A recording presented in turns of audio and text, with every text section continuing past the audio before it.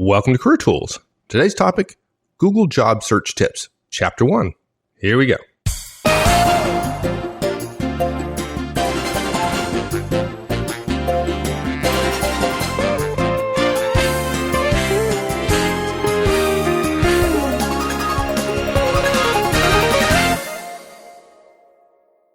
We're going to talk about how to find new relationships to help your job search using Google today. But this started out because of an experience you and Wendy recently had. Isn't that right?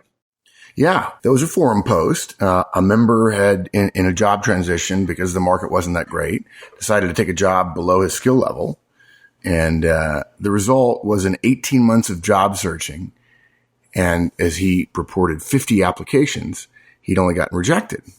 And both Wendy and I had the same response to that, which is, you can't do that. You got to stop making applications and you got to start developing your network and you got to start talking to people over and over and over again. What we know is just sending out applications or just sending out resumes. In other words, staying in one place and electronically communicating through resumes and applications just really isn't very effective. It works at companies that are hiring a lot all at once, but generally speaking, other than that, it doesn't work very well. And I think a lot of people want to be passive in their search. They'll send stuff out, but to me, that's a passive search. An active search is one where you're going to meeting people and they're meeting you. And because of that, they say, do you have a card? Do you have a resume? I'll try to help. The second thing that happened, though, is we got an email and the person said, I'm embarrassed to admit I'm kind of unaware of what good companies are in my area. I just don't know, and I don't know how to find out. And this person didn't realize it until we answered a recent question about how to determine a good employer. So this person was saying, how do I engage my network? Do you have any recommendations or contacts in this area? Now, we didn't have any contacts in that area, but Wendy is exceptional at using the internet to do some pre-work before you start building your network. And that's what this cast is about. We're going to give you the first step, just the first step in terms of finding new relationships. And we're going to focus on finding the businesses that exist in your town. So really simple. I mean, we're going to tell you a simple thing to do, but it seems like when Wendy and I tell people this, they don't believe it. Now it takes a little bit more than simple Google search, but not much more. I can do it. Well, then of course, then it's really easy. Of course. Yeah, then it's easy. I mean, it's that simple, right? Yeah. Yeah. So we have three parts of the cast today, but they're really simple. In the first part, we're going to talk to you about how to Google your town and business. And there's some subtleties there. And then we're going to give you three examples just to give you some sense that it doesn't just work in one example, but there are multiple examples. Wendy could do it for you anytime and people are just blown away by it. Excellent. Okay. So let's get right into it. So you say Google your town and business. What's the objective here? Finding a company in your town and in your line of business. That's the objective, right? Yeah. Okay. Exactly. And I tell this all the time to college kids, Mike. When people say, I said, where do you want to go to work? And every college kid says the same thing. They say Google, Apple. Some of the fashion people say Neiman Marcus, or, some of them say Morgan Stanley and, Goldman Sachs. But predominantly the companies they want to go to work for are consumer products companies that are in the news. I remember one person said Apple, and it was a young person. I said, why would you want to go to work for a company that was almost bankrupt 20 years ago? And they said, no, I said Apple. I said, yeah, I know. They were almost bankrupt 20 years ago. No, they weren't. Yeah, actually they were. It was just before you were born. But it's just cool, right? I want to be cool. And young people make the mistake, and I think people not just young anymore make the mistake of thinking businesses only are the ones that they know about, but that leaves out the entire business to business world. My favorite example is my friend John Hoffman's company, Applied Materials, right? No consumer has ever heard of Applied Materials, but you can't buy an Intel chip. You can't buy a computer anywhere in the world that doesn't have chips that were made by Applied machines inside a chip fab. Now it's complex and technical, and I'm told that they include the theory of relativity in some of their designs, which is something we don't do here at Manager Tools. That's right. It's technical enough for me. Yeah. When we're approaching the speed of light, it's, apparently the speed of light and that equation have something in common, help you when you're building things. Anyway, so we leave out a huge swath. I tell kids all the time, you could drive down the interstate here from this city that we're in, 50 miles in any direction, and there are 1,000 companies within a mile of that interstate that you've never heard of, that might be subsidiaries of subsidiaries, or might be very important vendors to other companies you know, which would be a great place to have a career. And the only way you're going to find those companies is by getting out and meeting people. And we're not saying you should go to work at those companies. We're saying if you're looking for a job, you ought to canvass as broadly as you possibly can. It's simple. So look, as I recall, the person that asked us questions was based in Charlotte, North Carolina. And since some of my favorite people live there, we'll use that as an example for this cast. Okay. Now, before we start, we need to know some stuff about how Google works. Most people probably don't know this. The first page of search results you get is different for different people, particularly if you use Google as your primary search engine. Probably the simplest way to put it, it's not precise, but it's simple. The front page is designed for you using two things: the validity of the website according to Google and the frequency with which you click on certain search results. Google uses the incoming links for a web page. Google uses the incoming links as a proxy for the strength of a web page. A page which has a lot of links from elsewhere comes up higher on the search results. Google also factors in what you search for often. I remember the first time, Mike, I told you, if you Google the word manager tools is on the first page. And you said, no, dude, you search for manager tools all the time to verify that it's up and running and so on. But you need to log out of your login at Google to see whether or not an average person would discover manager tools.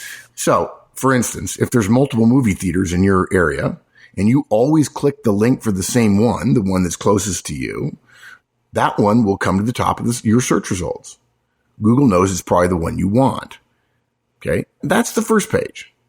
So if you've searched for a certain term before, your results are skewed on base what you chose in the past.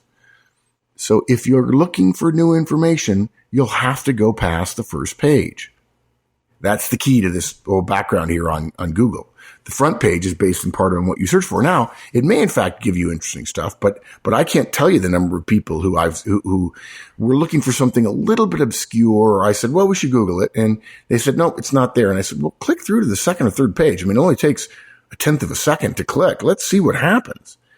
And not always, but often you discover that person has never searched in this arena before. And so the rankings on the first page don't necessarily reflect the slight shift that the search is showing them.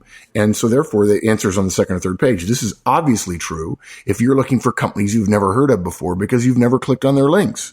Right. Well, help me out here though, because I understand what you just said, but of course the results are going to be based upon what terms I search on. So in this situation, this example, what are some of the things I would search on to get good results?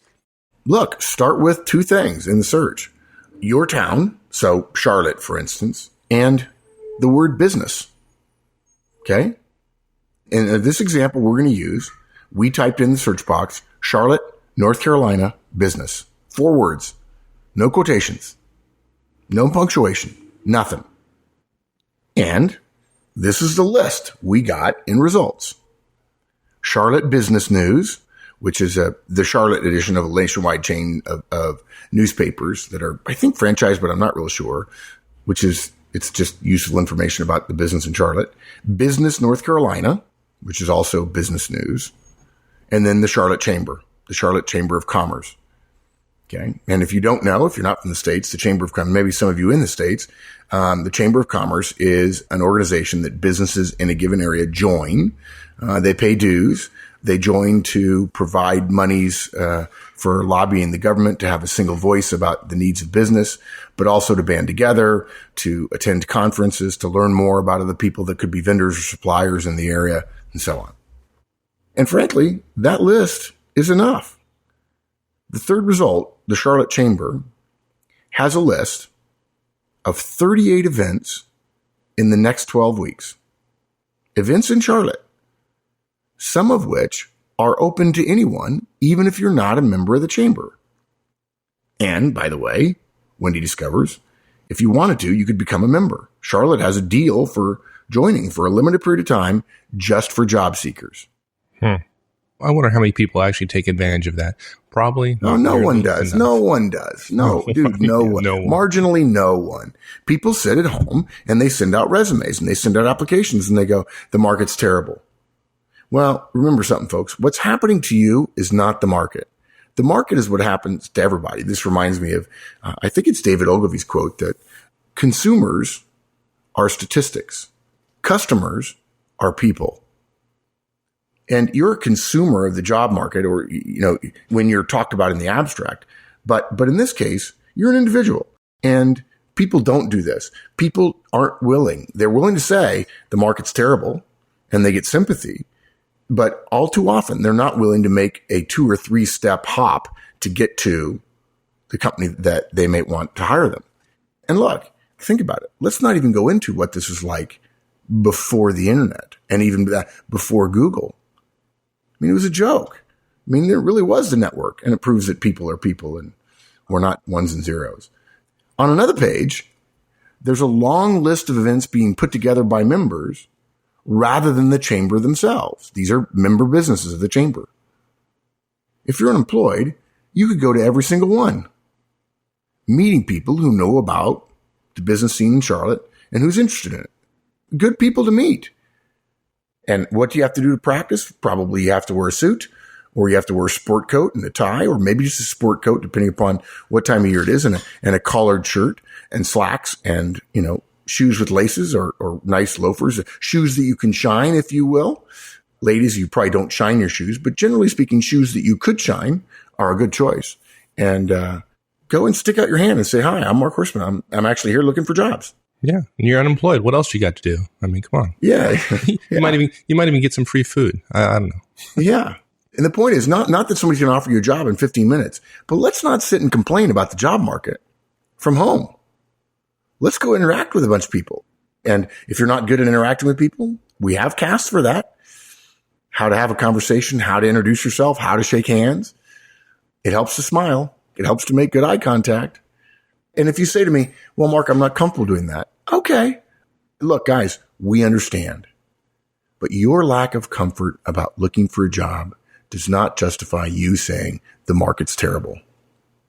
If you're not comfortable searching, be quiet about the market. Let the newspapers tell everybody else how bad the market is, and be thankful that they're at home complaining about the market while you are uncomfortably shaking hands, meeting people, gathering business cards, writing thank you notes, following up, and thinking, who knows? Something might happen. If nothing else, somebody could say, this guy's persistent. It's probably a bad example, but it's a bit like Bud Fox in the movie Wall Street. Calls Gordon Gekko every day. Finally has some Cuban cigars for him and knows it's his birthday and goes to his office and gets in and gets a foot in the door. We're not suggesting you become corrupted by a lot of money, but a little bit of persistence never hurt anybody. Okay, so let's go back to this example. I mean, Charlotte's a pretty big city. What about smaller places? Okay, someone needed to search in Pueblo, Colorado. Population of 100,000. Oh, Mark, we're not a big city. Probably there aren't that many firms here. There's not, it's not, it's not happening. Doesn't have the critical mass and so blah, blah, blah. It's a big fat joke. It's a total joke. A good example is here in my little town of Fredericksburg, Texas. I have a good friend, Case Fisher, who's the owner and CEO of a company called Fisher & Weezer. They're famous for inventing roasted raspberry chipotle sauce, the original, and they make jams and jellies. And I had a person say to me once, well, there are no big employers in town. I said, shoot, the hospital employs, 1,000 people, something like that. And Fisher & Weezer employs a couple of hundred. And they said, really? They employ a couple of hundred in retail? Well, this person was visiting, and they just assumed. Guys, you assume all the time. Oh, that's just their retail store. But their plant is here in town.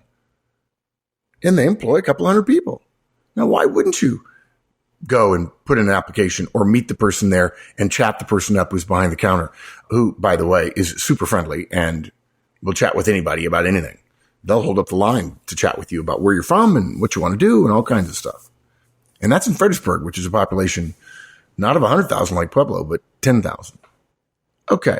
So Pueblo's got 100,000 people. It's not a suburb. It's all by itself. Okay. What results can we find there?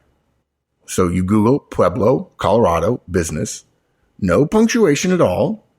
The first result is a business directory and business news for Pueblo. That's useful. Yeah. Okay. It's a good start, but there's really nothing there about the people we want to meet. Okay. The third result, again, is the Chamber of Commerce. And the Pueblo Chamber is just as active as the one in Charlotte. You can totally join as an individual member, just like Charlotte, and there's monthly events. And in Pueblo, you can choose between breakfast, lunch, and dinner meetings. Somebody over at the Pueblo Chamber is thinking, because I know a number of nonprofits say, let's have dinner. Well, no, I'm going home to my family.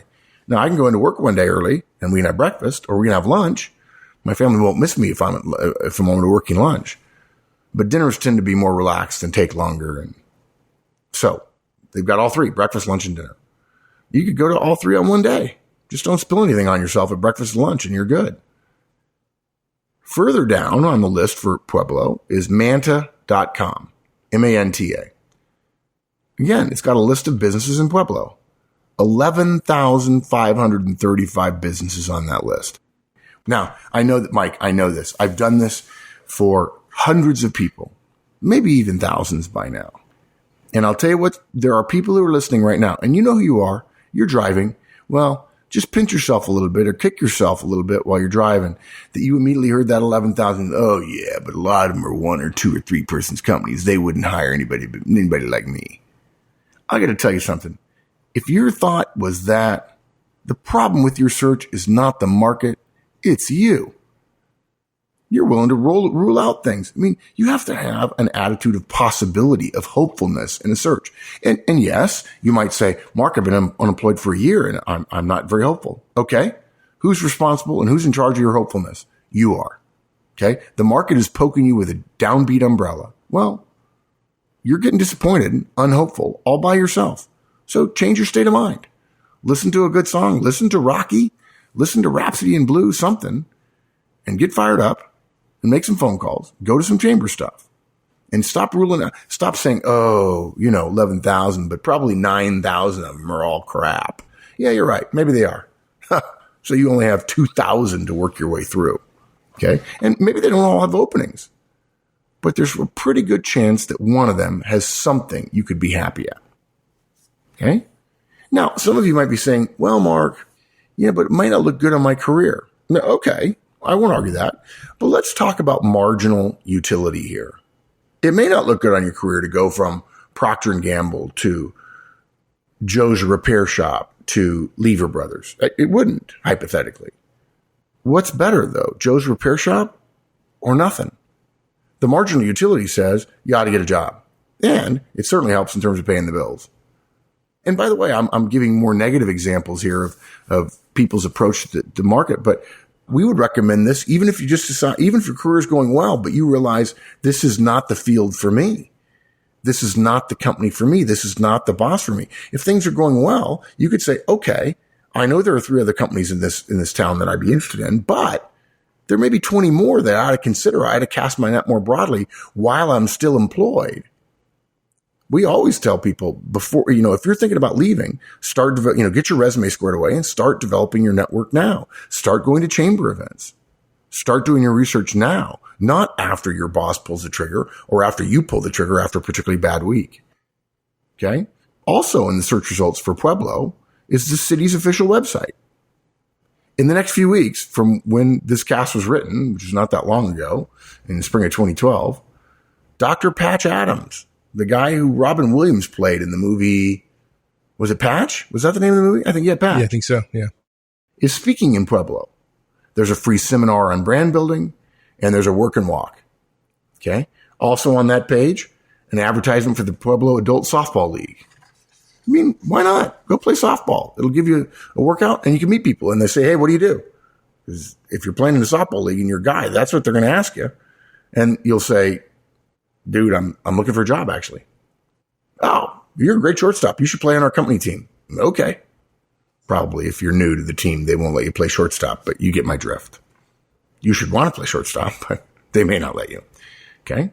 And by the way, if they make you play right field, that's okay. That just proves they don't know anything about baseball because right field is a lot more important than left field. Yeah. When I was a kid playing baseball, they told me that right field was the most important position on the entire team. Isn't that true? Yeah, actually, in Little League, right field is the worst, but in the major leagues, left field is the worst because you have to be able to throw people out at third base. And Roberto Clemente played right field. So, yeah, and let's just be clear. The third biggest employer in Pueblo is Convergys. I mean, no offense, big company. There are jobs in smaller sized towns. Yeah. Okay. So this works in the U.S., but what about internationally? Does it work there as well? Oh, yeah, because Google doesn't have anything outside of the U.S. I'm pretty much Google is a U.S.-based company. And I don't even think if you look on a Google map, I don't think Africa is actually on the map, right? Jeez, I hear this all the time. Yeah. In fact, I got an email today from somebody who says, you guys should be in China more, right after we announced Shanghai conference. And he said, because, even though your guidance is skewed toward the West, no, really it's not. But anyway, Google does exist outside of the US, thankfully. So, international example. Let's choose a town in northern Germany, Bremen. Okay. Now, let's make it even harder. We're going to search for our job search in Bremen, Germany, in English, not in German. So there's a lot of results we missed of companies that don't translate their websites. I mean, American companies don't translate their websites into German. Okay, so we type in Bremen and business in English on the Google website, and the first result is a list of companies in Bremen by product and service. And both Bremen, the town of Bremen, and the suburb Veggesack have Facebook pages. If you want to find some people who live there and who might already be in your network, those pages would be a good place to start. There's a link to the Hochschule Bremen, which has university continuing education courses in both English and German for everyone, from administrative staff all the way up to postgrads. And continuing education courses are great places to meet people who are interested in, obviously in diving down more into the careers. And they want to expand their network too if they're halfway smart, and they probably are if they're postgrads. This is the kind of stuff you can find. And what's interesting is for those of you who are staying at home and sending applications, you can do this stuff from the same place you're doing the application sending with your butt in the chair. Now, the second half of this doesn't do you any good if you won't get your butt out of the chair, but gee whiz. And this is only the first of, I think, 4 parts that Wendy did. When Wendy first sent me this cast, it was 1 part and it was long. And I said, dude, we need to talk about each one of these. We need to get people starting to do some searches. I'm stunned by this. It just makes it so much easier than it was 30 years ago. And, Mike, you've called me before the king of Google because sometimes I'm lazy. I'm like, let's just ask Google. And so I type in things like, why is my cursor not showing up over Microsoft Word and Apple? And I get an answer immediately. I'm like, oh, okay, I have to change the setting, right? I mean, that's just me not knowing the details of my computer, but this is powerful stuff. This is you benefiting from other people doing work. And this is a reminder again of how important one's presence and one's company's presence on the web can be. I'll tell you, I love the fact that we're on the web in a way that potentially could attract people. I think not many people send us resumes because they're afraid they'd have to work for me. And that's okay, guys. I'm okay with that. Ask the people who work for me. They'll tell you I'm very hard to please. I'm a great boss, but I'm very hard to please. But the point of this cast is to help you find more opportunities to meet people, add them to your network, and to help you expand your contacts. It's almost counterintuitive to start with Google, but there are opportunities to meet other people who are interested in their careers and expanding their networks. So do it. Google your town and business, and don't tell us it can't be done for your little town. It can. And it's a place to start. Good. All right, my friend. Thank you. Thanks, partner. All right. We'll see you. Thanks, everyone. That's it. We'll see you next week. In the meantime, have a great one. So long.